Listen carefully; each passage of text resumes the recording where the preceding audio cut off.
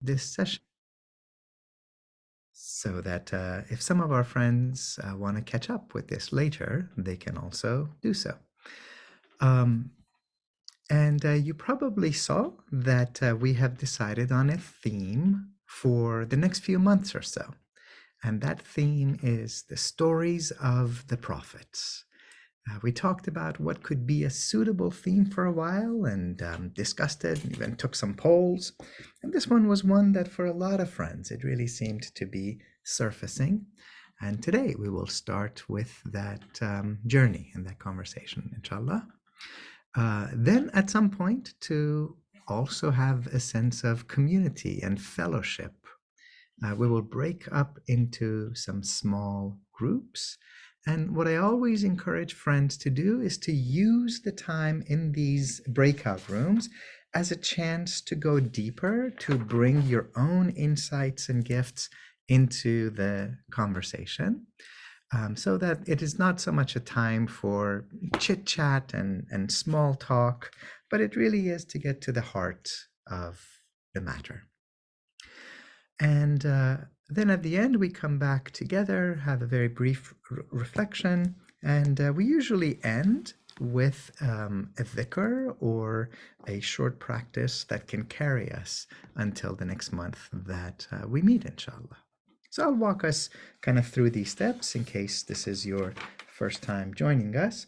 I do hope that you have your favorite cup of chai or water or coffee, whatever halal beverage of choice you care to have with you for this occasion. And pretty soon we will be starting the holy month of Ramadan. And so for many of us, that will be an occasion to have an empty cup for the observance. And yes. So let us begin, if we may. Bismillah ar-Rahman ar-Rahim. If you're getting settled in your comfortable place, please do so. If you want to go and grab your beverage of choice, please do so. And one thing that I do suggest is if you are tech savvy and are so inclined to do so, feel free to rename yourself in the option that Zoom gives you, so that rather than it reading iPhone or iPad, it actually has the name by which your loved ones refer to you. And if you're so inclined to include information about where in the world you are, that could be lovely as well. You might find that, oh, you are living in California, and there might be some other friends from California as well. We're working on trying to figure out how to increase that sense of community while preserving people's sense of privacy. That's something that it's an important commitment for me and for many of us. So in the Tales of the Prophets, we're going to go through the lives, the beings, the teachings of many of the significant prophetic figures in the Qur'an. We will be talking, inshallah, about Hazrat Adam and Hawa, Adam and Eve. We'll be talking about Nuh and Ibrahim.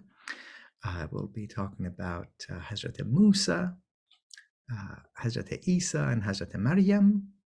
And of course, before we end up with the life of the Habib, the chosen one, the Prophet Muhammad, alayhi salatu wassalam. Today, we're gonna set things up. And the way that we're going to do so might be a little counterintuitive, which is we're going to begin before there is a beginning.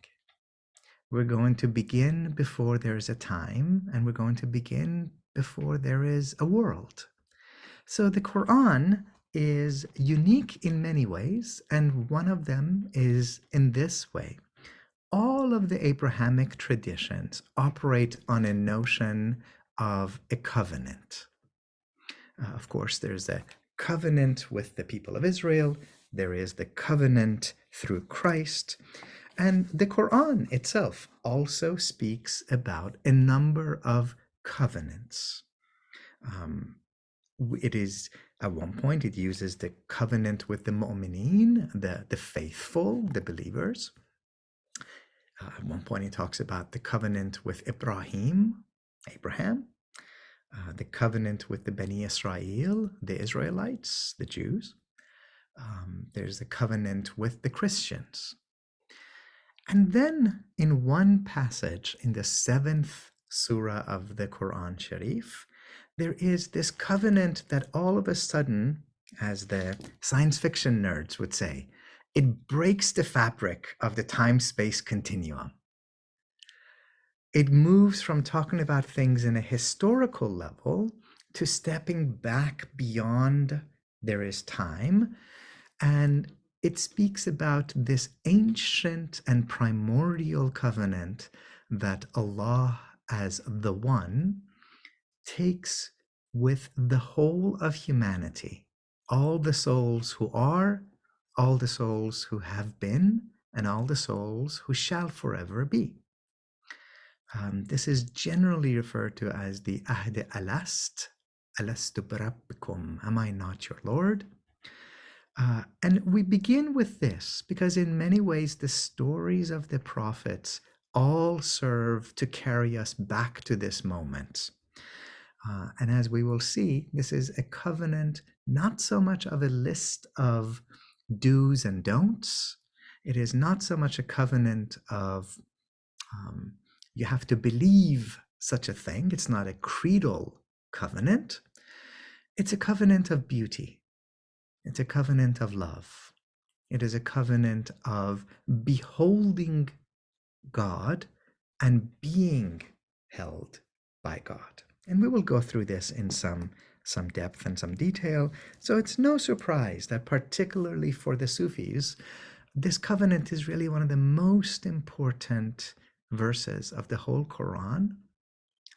And it sets up the whole model of the prophets as a recalling, as an echo of that moment of standing before God. So I'm going to begin with a sacred song. This is from a Canadian vocalist, Nader Khan, who's also a friend. And he has this beautiful song. It's in English with some refrain. And he talks about the consequence, the ramification of not heeding the covenant, what it is to be forgetful of this ancient and eternal promise that we have made to Allah and to ourselves. So let's begin with this, and we'll listen to about 4 minutes or so of this. Can you all see this? Redemption from desires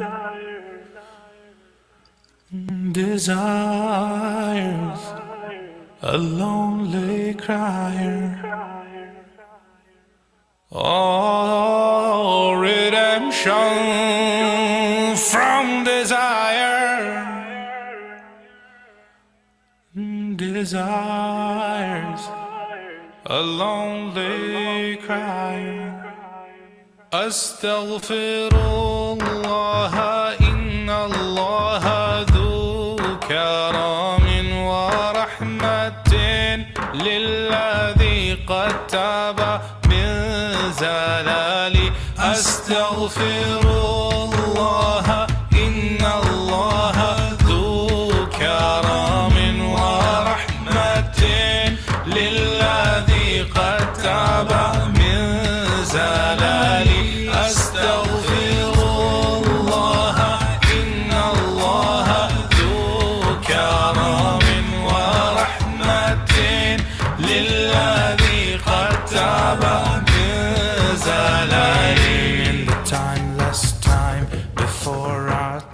When you called us forth to bear witness, following the devout, oh, I answered yes without the shadow of a doubt. Your spoken word was what I had heard as I stumbled into wakefulness. As we gathered about, oh, it stirred me within as it shook me without. And the years they passed till the day at last I awoke with a cry of the pain of severance.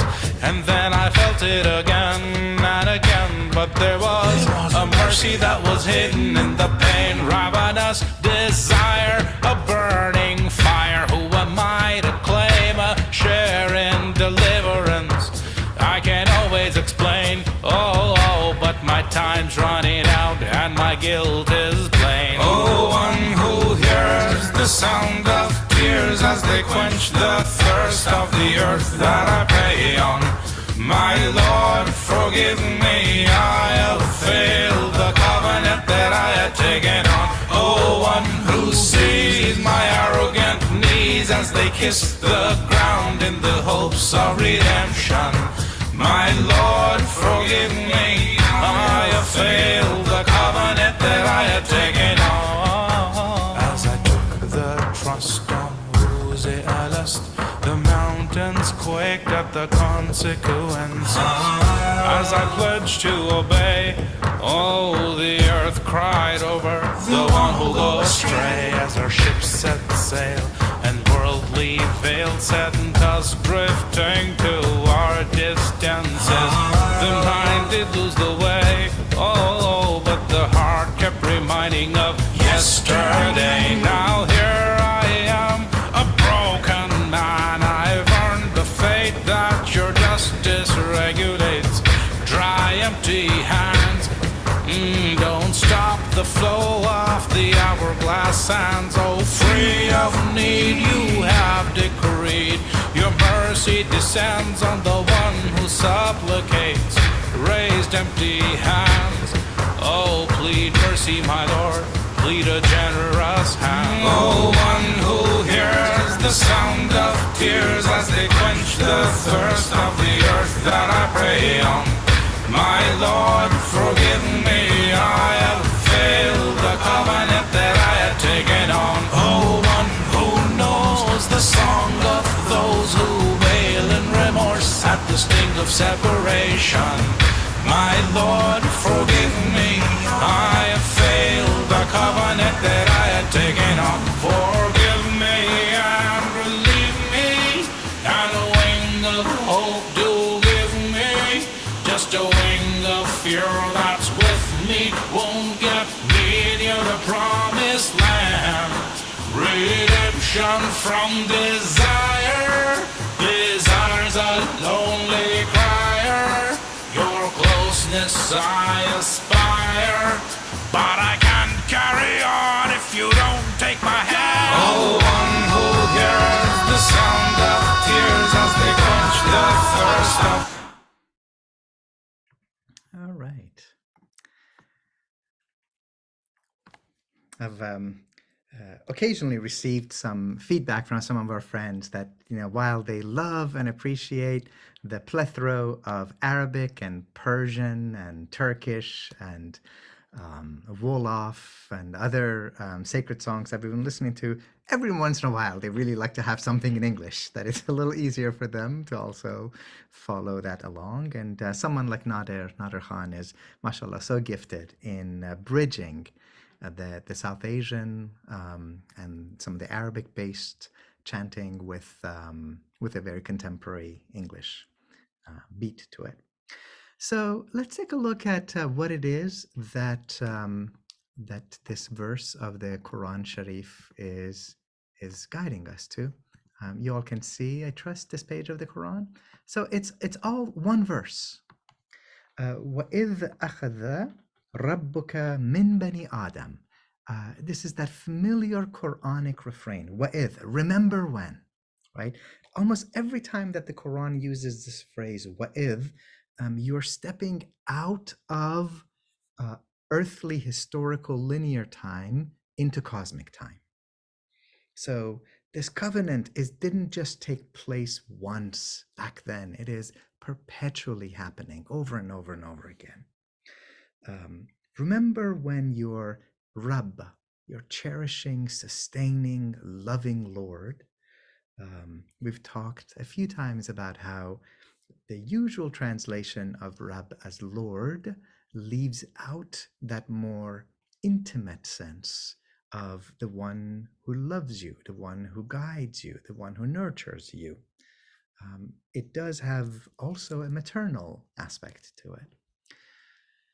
Remember when your Lord took this covenant, this promise, min bani Adam, from the children of Adam. Remember that in pre-Islamic Arab tradition, you were not just a solitary individual.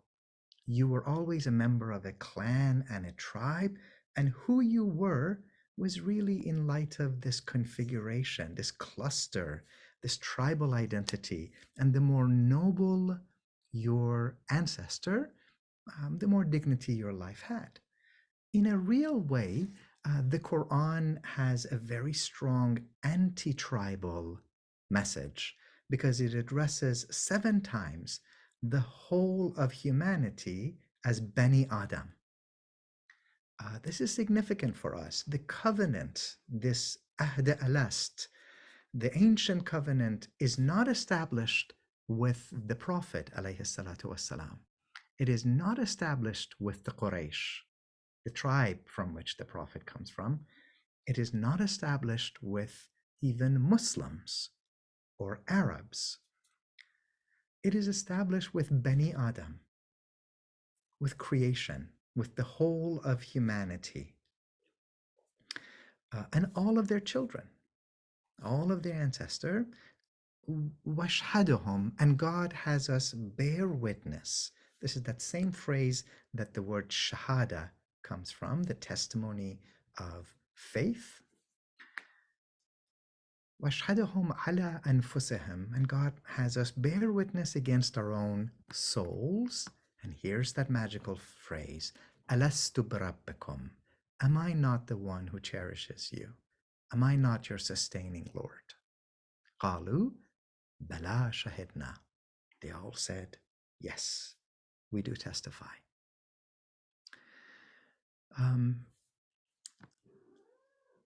We're going to stop the Quran text and come back over here.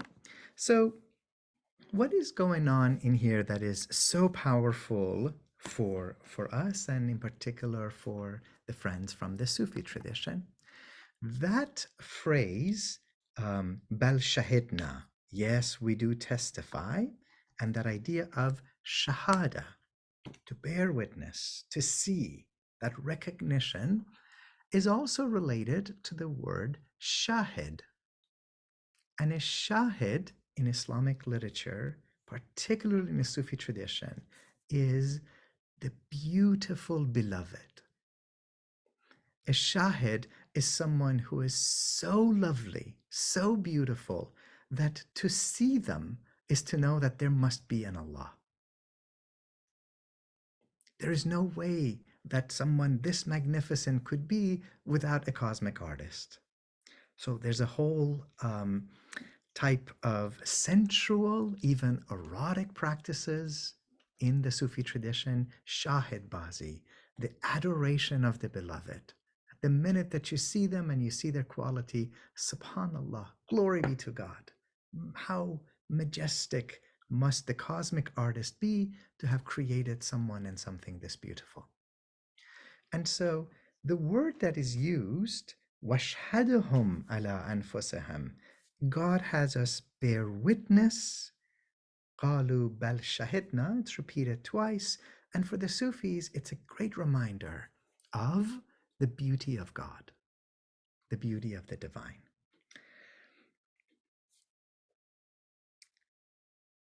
Ahmad Ghazali, the younger brother of the famous Imam Abu Hamid, Muhammad Ghazali, many of you know him for having written the first book on ishq in the Persian tradition, the Sabaneh.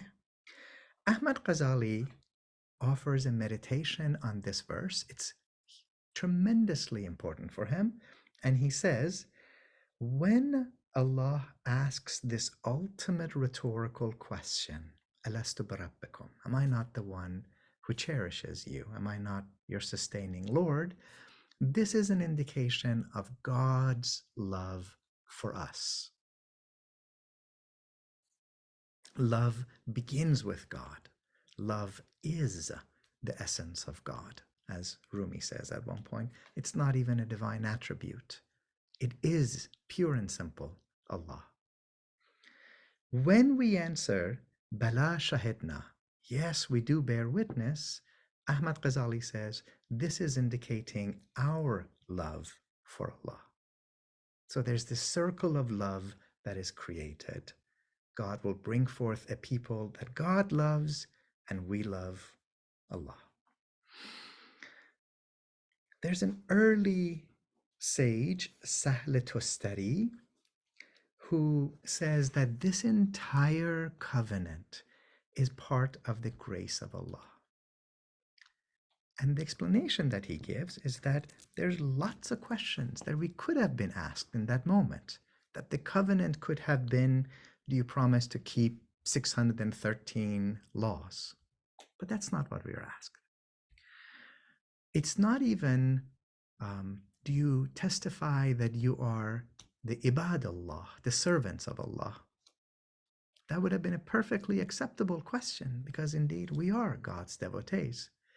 But Sahl Tustari, this 9th century Sufi, says, if Allah had asked us to bear witness that we are God's servants, then he was asking us to establish the covenant on the basis of a state, servanthood, which is temporary.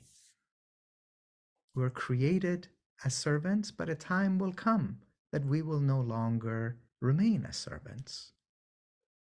And this is that paradoxical language that the Sufis love. In the beginning, there was Allah, and there was no one with Allah. In the end, there will be Allah, and there will be no one with Allah. Right? You see this in the Hikam of Ibn Ata Allah al-Iskandari. And it is now as it shall be then. So from one point of view, yes, I am, you are, the screen in front of us is, this rose on my table is, the glass of water that I have or chai that you have is indeed there. And from another point of view, there is nothing in existence except for Allah. And if we had been asked to bear witness to our state of servanthood, that state is ultimately perishing. Everything perishes except the face of Allah. So we would have been basing a covenant on something that's passing. But instead, Allah has the grace of reversing the question. And you begin not with your servanthood, but with God's divinity, with God's relation. And that, of course, is everlasting. It's also a little reminder of the way that the chosen one, the Habib alayhi salatu wassalam, defines ihsan. Ihsan, to make beauty real, loveliness, that highest level of faith that comes after Islam and after Iman, he defines it as it's to worship God, to adore God as if you see God, and if you don't, reverse, remember that Allah nevertheless sees you. And the covenant is doing that. Rather than saying, start with people where they are, start with them in that state of brokenness, in that state of servanthood, you begin by rising above yourself and looking back upon yourself from the divine perspective. That's really the goal that we're aspiring to. As long as we are caught up in our own creatureliness, then we're always going to be caught up in the mess of what it is to be a creature. Why are things in my department going like this? Why is there that tension here? Why is that tension over there? And then to shift and to, for once, to allow yourself to be looked upon the way that Allah sees you. That is to make beauty real. And that's the whole basis of the covenant. The covenant also has a great deal for us because it's a reminder that it takes place before time. Really, it takes place before creation. And many of the Sufis have reflected on this mystery. How can Allah have a covenant before there is time? Who is asking and who is answering? And that wonderful mystic that I'm so fond of, that almost in every chai session you hear me talk about, Abul Hasan Kharaqani, this illiterate shepherd of the 11th century. At one point he says, this covenant was before you made us. You asked and you answer. So you deal with everything. Leave me out of it, which is exactly the whole goal. Leave my ego out of it. Let it just be you. He says, everybody says, I want this and I want that. He says, I don't even want there to be an I. I know that it's just you. And that's the language of the covenant. The same Kharaqani, when he's reflecting on this verse of the Quran, he has this beautiful take. He says, everyone hears this verse according to their own understanding, according to their own rank and level. He says, everybody reads it at the surface level to mean God is asking us, am I not your God? Naman khuda'am. Am I not your God? He says, but then there is a little higher rank of people who hear it as, Naman doost shuma'am. Am I not your friend? Do I not love you? Both of them are acceptable translations. Am I not your friend? It's the idea of God as the friend. And do I not love you? And it's also a rhetorical question, right? It has only one obvious right answer. And Kharaqani says, and then there is that third and highest level, which is, Na hame manam. Am I not all? Am I not the only? Am I not all that there is? So depending on the rank, we hear it in a different level. And this kind of an insight is what you also hear from Maulana Rumi, a great sage, poet, and lover. In his masterpiece, the Masnavi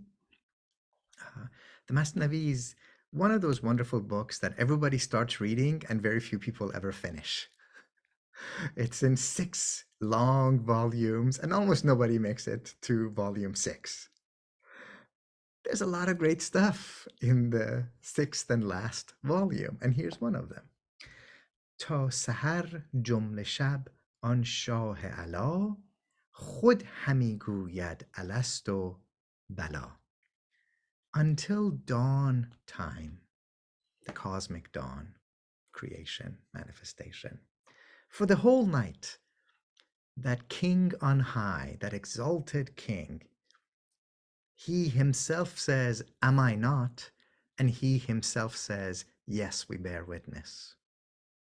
God asks and God answers.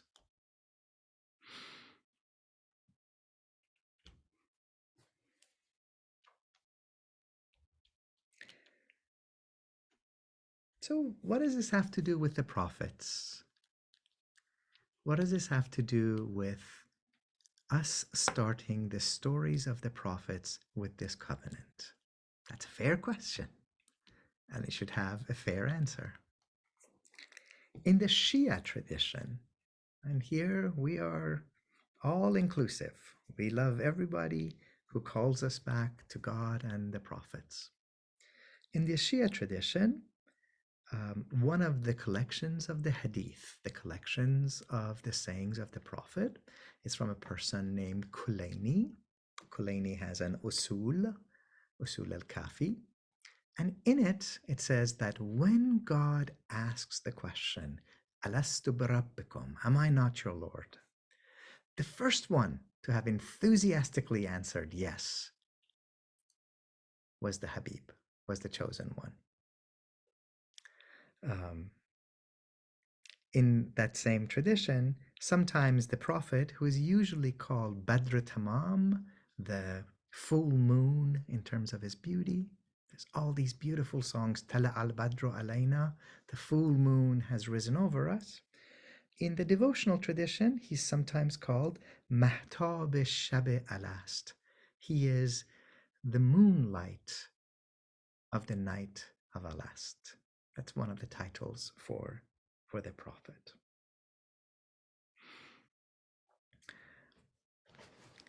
We quoted already something from Ahmad Ghazali, but we should also hear something from his older brother, the famous Abu Hamid al-Ghazali. He is, by some reckoning, the most influential Sunni theologian in history.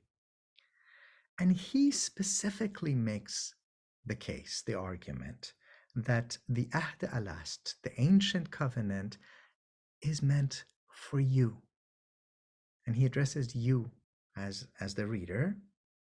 He says this: Gaman mabar ke in payambaran ra makhsus ast. Do not think for a moment that this covenant was intended only for the messengers. که گوهر همه آدمیان در اصل فطرت شایسته این است. Because there is an essence jewel within you, and that is the fitra. That is your primordial self. That is your divine self. In the Buddhist tradition, we would call it the Buddha nature. This is that breath of Allah that has been breathed into every human being. And because you have this divine jewel, because you have this divine fitra, you are worthy of having beheld God and being beheld by God. And so the task of the prophets, he says, is nothing other than reminding you of that state. It serves as a kind of remembrance of that state. So much of the prophetic stories are intended to take you back to that state of bliss, to that state of joy, to that state of pure witnessing of God. When we break out for our groups, I might ask you to think about when and where is it that you feel like you come close to that state of stepping a little bit beyond time and space and only standing within the sight of Allah. Junaid Baghdadi, the famous early Sufi, with a mischievous way, he says, the whole goal of Tawheed, declaring God's oneness, is not that you say God is one, but rather this is the relationship that you should have with this ancient covenant that's before time. So he says, you should be as you were before you existed. You should be as you were before you existed, by which he means to declare the oneness of God is to behold God as the beautiful one, as the cherishing one, and to be seen by God.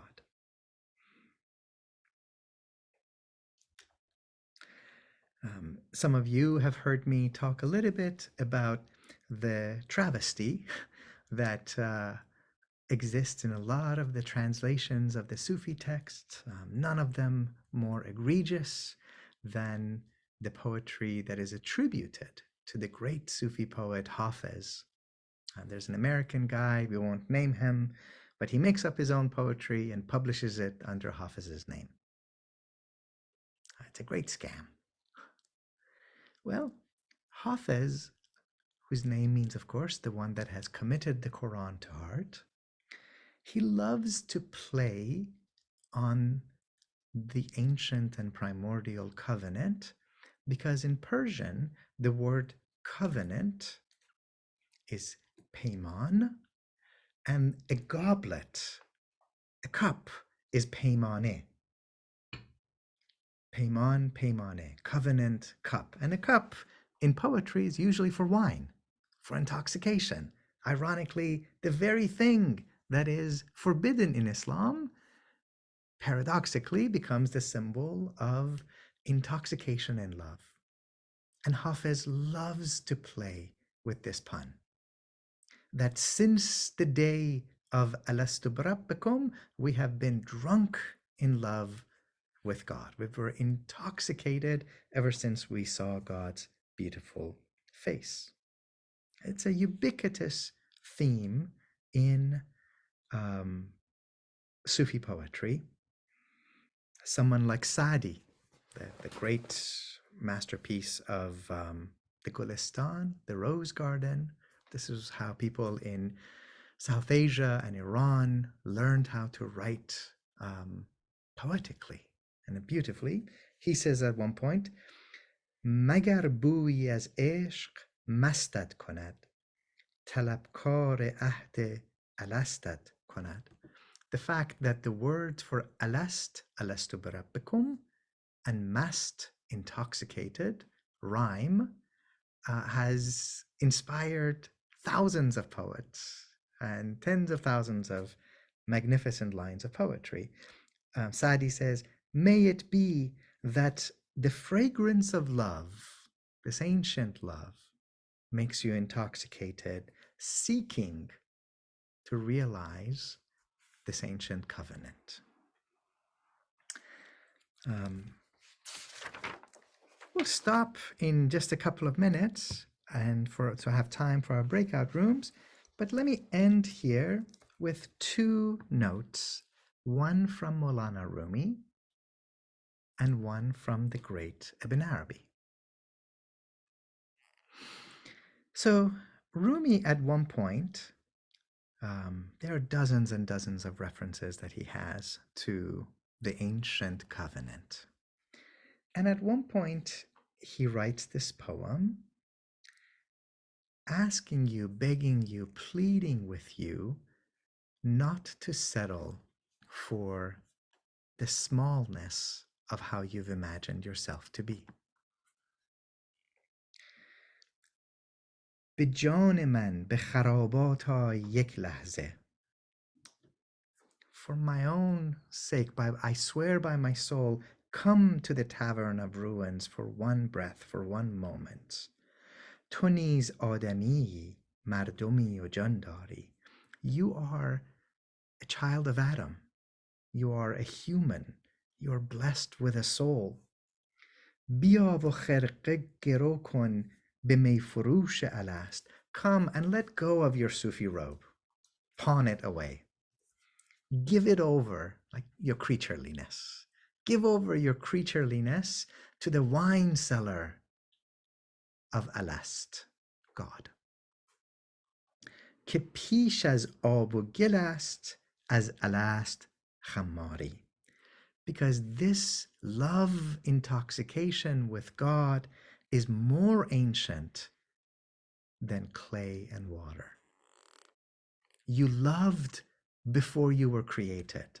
Love is more ancient than your creature condition. It reminds you, right, of the beautiful saying of the Habib alayhi salatu wassalam, I was a prophet when Adam was between water and clay. There's something ancient about the prophet, even before humanity was created. And that is love. That is love. Come and sell your creatureliness to the wine cellar of Alast, because before there was the creation of water and clay, there was the intoxication of Alastu Barabbikum. Bia begu ke che bashad Alast. Come and tell me what you've experienced from this Alast. It's eternal life. And then Malanghin be takalluf که سخت رهواری. You know this word takalluf, or in Persian we would call it ta'aruf these days. Leave aside formality. Don't delay with all this formality. Leave behind this whole, I'm not worthy of being with God. I don't deserve intoxication. I'm not cut out to see the face of God. I'm unworthy. Leave this behind. Sakht rahvari. You're all set to go. You're ready. You were born for this. You were made for this. This intoxication is your inheritance. And then he plays with you, right? For those of us who are, perhaps myself included these days, caught up in our own creaturely pain and discomfort. Sari ke dard nadarad cherash mibandi? If your head is not hurting, why are you wrapping it in bandage?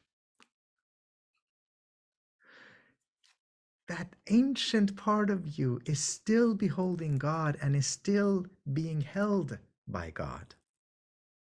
Why are you sitting there moaning about your pain when that essence of you is only witnessing Allah?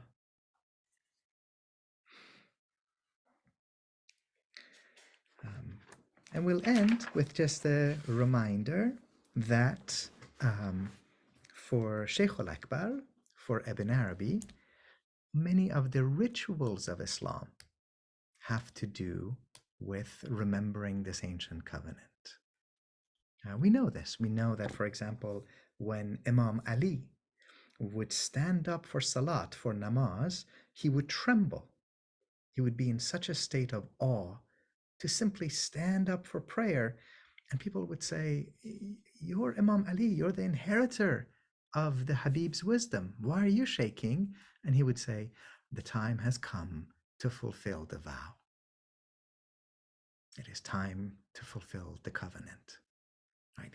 Even he, at his great rank, is overcome with the awesomeness of the moment. And we would be all overcome if it were not for the beauty that the Shahid has, if it was not for that quality of God as the beautiful one. Ibn Arabi says, quite a few of the friends who are here with us today, alhamdulillah, we were blessed to go on Umrah together to Mecca and Medina. And of course, every one of the rituals, whether it's prayer or fasting or pilgrimage or charity or declaring the oneness of God, they all have heart meanings. They all have inner meanings. And so there's a pilgrimage.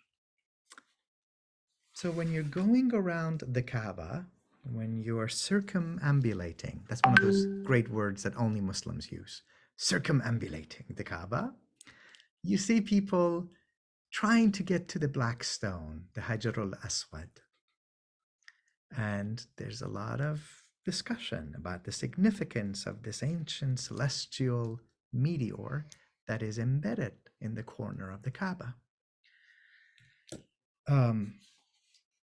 In one of his books, Ibn Arabi says, the black stone is a reminder of the Ahd al-Alast. He calls it the, what is it? Mithaq al-Azal, the ancient covenant. And that's why you're trying to reach it. That's why you're trying to kiss it, because you're trying to honor this ancient covenant that we have all made. All right, so we are going to go into our breakout rooms, and since every time we always have a few friends for whom this might be their first time joining us, just a couple of reminders and best practices for us. This is an opportunity to share. It's an opportunity for us to be together, to learn from each other's experience. This is not an opportunity for anyone to offer spiritual guidance to other people. The best thing that we can do is to simply witness one another, to be with one another, to accompany one another. Nobody here is a sheikh, nobody is a peer, nobody is a guru, nobody is a healer. If we want to heal somebody, let us heal ourselves, inshallah. That's a beautiful place to begin. So what we want to do is we're going to take about 15 minutes in this session. We're going to go around, and I encourage each of you, each of us, to speak for about 2 minutes or so about where and when is it in your life that you feel like you have had a taste of stepping beyond time. When is it that you feel like you've come across something quite ancient and eternal? How do you get back to that state? How do you linger in it? What is the echo that you want to bring with you? And in about 15 minutes, we'll come back here together, inshallah. And if you can keep that conversation somewhat closely related to this beautiful discussion that we've been having, I think that would be really lovely and appreciated. I will give a little shout out as we get close to finishing up our time, and I will see you all back here in just a little bit. So I think the rooms have been announced. Feel free to accept it, and see you back here in 15 minutes, inshallah.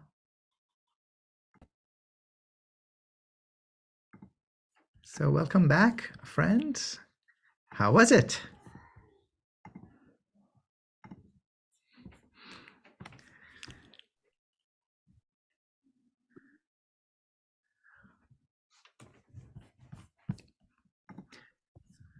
I must say that I found this topic a little bit complicated.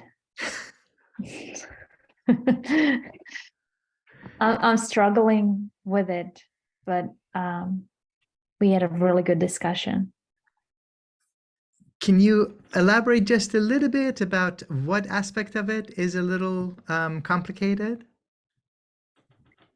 Thinking about the time before time, and I think coming up with examples makes sense when we felt like that. And all of us have this unique perspective and unique journey where we feel that. But yeah, I think it was just a little complicated. Yeah. That's what I mean by that. Because it's not like we wake up every day. I certainly don't wake up every day thinking like, oh, let me think, well, when was time before time? Got too many fires to burn, to put out. Or to start, as the case might be. Well, this was very, very useful. So appreciate it. Yeah. Yahya John, I think you have your hand up. Yes. So I'm Omid John.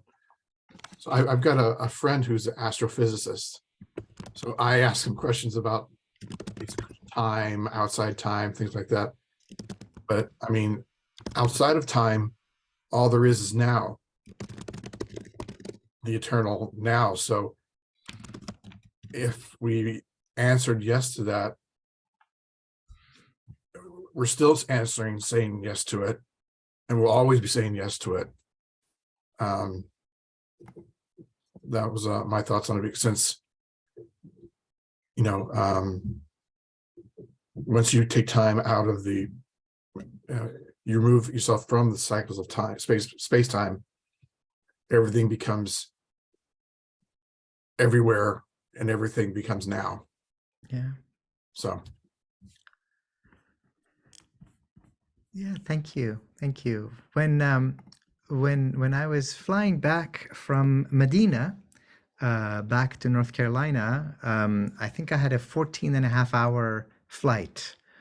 And so, you know, I read a little bit and got caught up on email a little bit, and took some notes and journaled a little bit. And I also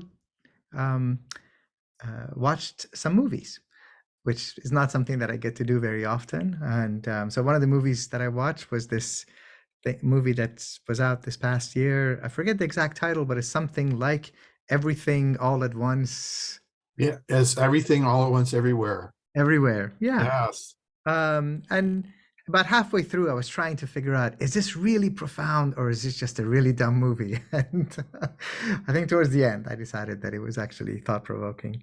But I appreciate the notion that there's some of this that might be somewhat complicated. It's a little reminder of certain themes and motifs that have been so central, Almasa, to our faith, and then somehow in this rush towards having this scientific modern religion, we strip it of so much of the element of mystery, of the element of poetry, of the element of the heart. And yeah, so when you pay attention to how,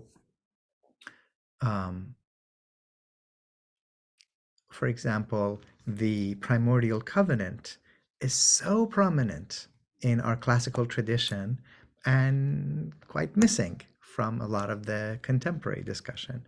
My other favorite example is that when it comes to the life of the Habib, the Blessed Prophet, by far, bar none, the event from the Prophet's life that looms larger than everything else is the heavenly ascension, is the Mi'raj. That's what the classical tradition, especially the mystical tradition and the poetic tradition, is obsessed with. And yet, if you pick up almost any modern seerah, modern biography of the Prophet, it can be a 400-page book, and you're lucky if you get 2 pages on the heavenly ascension. So a lot of what we're kind of trying to do is to unearth these gems and these jewels and to dive into them.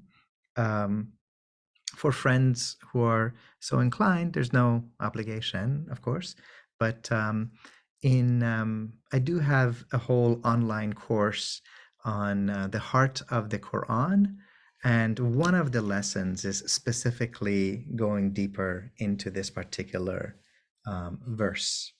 Alastu barabbikum, am I not your Lord?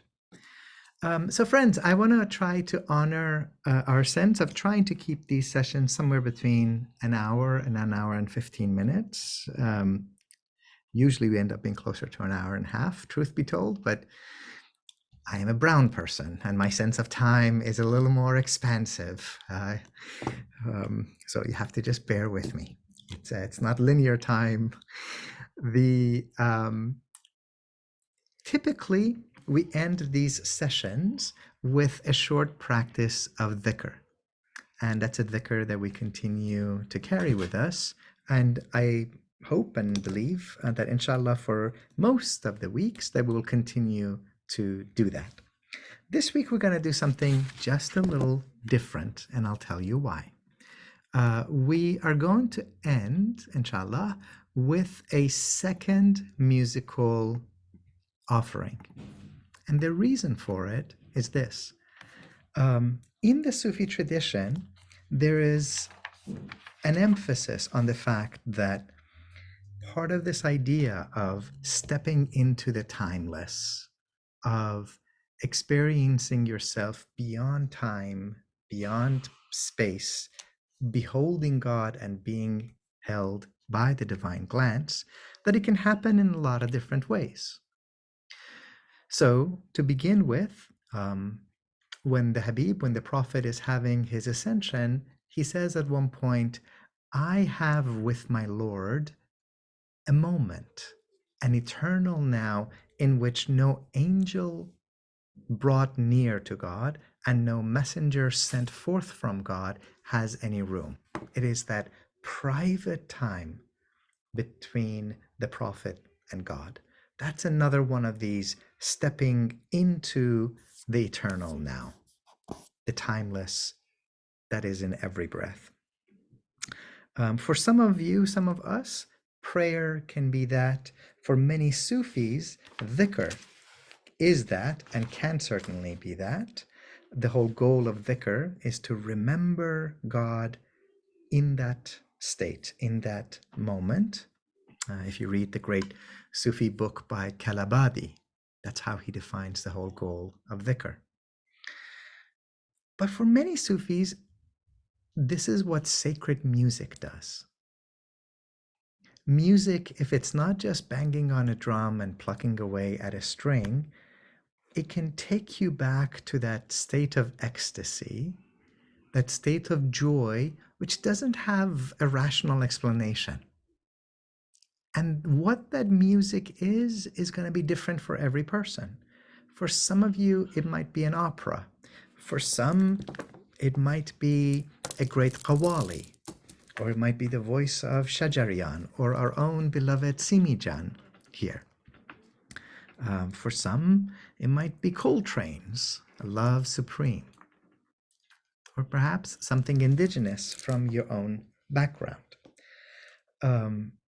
Imam Qushayri at one point says that the ecstasy that we experience in listening to sacred music, this is what the Sufis called sama. The ecstasy of sama is from remembering the melody of God's voice. The first encounter that we had with God, according to this Quranic verse, was actually based on hearing the voice of God. There's something about hearing which is a primary spiritual experience. Is it not true that Maulana Rumi's Masnavi starts with Bishno? Listen, hear, Bishnoinne. Listen to this read, right? And is it not also true that the Quran Sharif ends with a series of chapters that all end with Qul, say? So that's why people see the Masnavi and the Quran as this perfect tandem. Say and listen, hearing and speaking. And that hearing sanctifies one of the senses in the same way that beholding God sanctifies the sense of sight. All of your senses are holy. All of them have divine sustenance, rizq, that they're crying out for.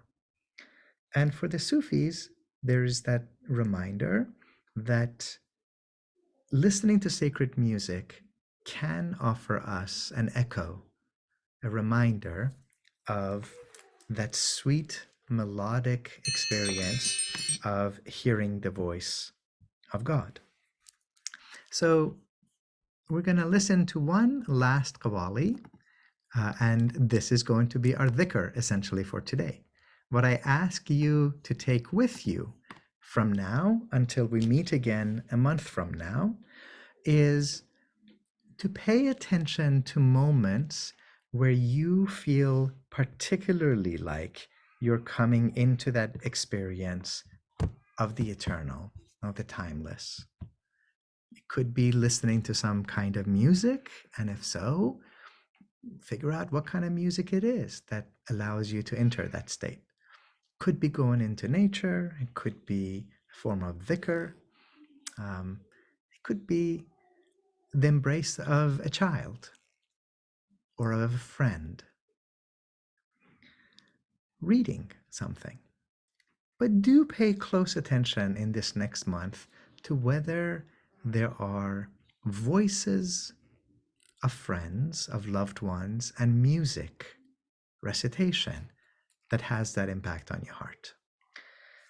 So we're going to be listening to this beautiful short qawwali. It's about 4 minutes or so. And it's traced to perhaps the greatest Persian speaker poet of South Asia, Amir Khusro. And the poem says the following. It's a quatrain. An roz ke roh pak Adam be badan.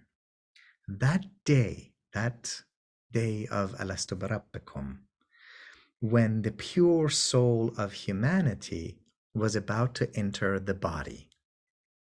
Guftand dara, God said to it, enter, nimishod as tars bebadan. And the spirit was like, oh no, this is too scary for me to enter. This body is just really frightening. گفتند درا نمیشد از ترس ببدن. خوانندگان فرشتگان به لحن داوود. A gathering of cherubic angels, beautiful divine angels, started to sing in the voice of David. Remember, David was known as the patron saint of the musicians. He's the one who chants the psalms. So these angels start to voice this beautiful song. And what do they sing? Dartan dara, dara, dara, and dartan. And it has a hypnotic sound to it. Come in, enter, enter into the body. And when they start singing in their angelic, David-like, psalm-like invocation, the melody moves the spirit to enter the body. That's what I want you to be paying attention to this next month.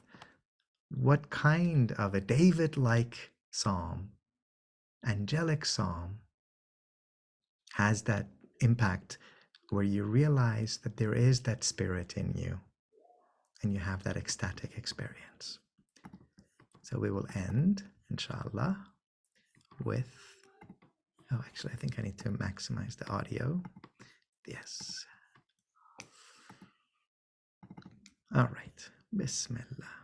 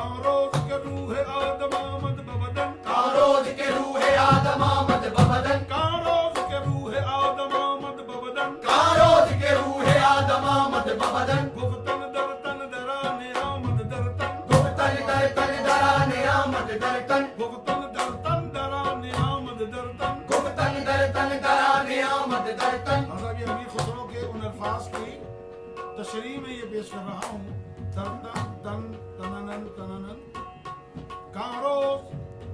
कारोज के रूह आदम आमद बबदन कारोज के रूह आदम आमद बबदन वो दिन कि जब आदम के जिस्म में रूह आई थी कारोज के रूह आदम आमद बबदन कारोज के रूह आदम आमद बबदन गुफ्तन दरतन दरा नियामत दरतन गुफ्तन दरतन दरा नियामत दरतन गुफ्तन कहा दरतन जिस्म में दरा आजा नियामत नहीं आई जिस्म में गुफ्तन दरतन दरा नियामत दरतन गुफ्तन दरतन दरा नियामत दरतन कारोज के रूह आदम आमद बबदन कारोज के रूह आदम आमद बबदन गुफ्तन दरतन दरा नियामत दरतन गुफ्तन दरतन दरा नियामत दरतन खूबान कुदसियान बलहने दाऊद खूबान कुदसियान बलहने दाऊद गुफ्तन दरतन दरा दरा मन दरतन दा दा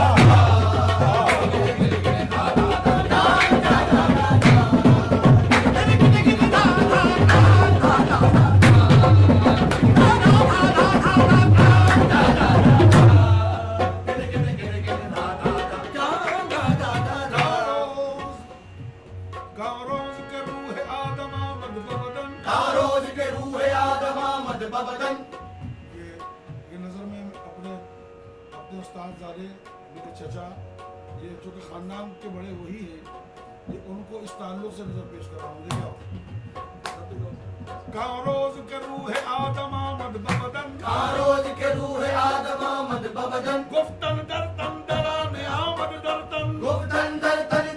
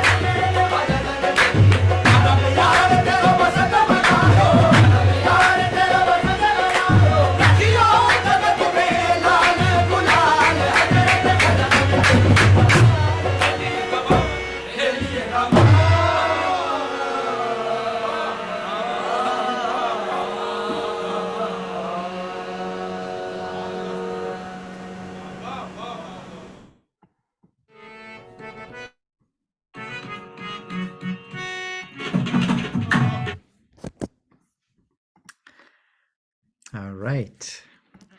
Well, if you are so interested, there is another version of this song, which is on Coke Studio. So if you prefer to see a very professional studio version of this song, the same folks have that that recording, maybe even minus the pan that they're that the vocalist is chewing, which is a special special South Asian habit, I guess. So yeah, the Cook Studio one is certainly more polished, and if I can find it kind of quickly, I might even put it up there for you. All right, friends, thank you so much for your time. Thank you for your friendship. Thank you for your accompaniment. I'm gonna put in the Coke Studio one online in the chat for you as well. And thank you for sanctifying this space with your presence. I look forward to us being together next month, inshallah. And for next month, we will begin with the story of Adam and Hawa, Adam and Eve. So if it's helpful for you to have looked at them a little bit ahead of time, look up any of those passages in the Quran that deal with the creation narrative. And I will walk us through those passages and maybe even talk a little bit about ways in which different Sufis have come to interpret those beautiful beings. Until then, I wish you a beautiful month. I wish you peace and serenity in your daily life. And may what has been hard and challenging be made smooth, and may whatever has needed to be softened in our hearts also finish its process. Thank you, friends. Much love, much blessings, and see you, inshallah, in a month. Assalamu alaikum. Khuda hafiz. Thank you. Mm.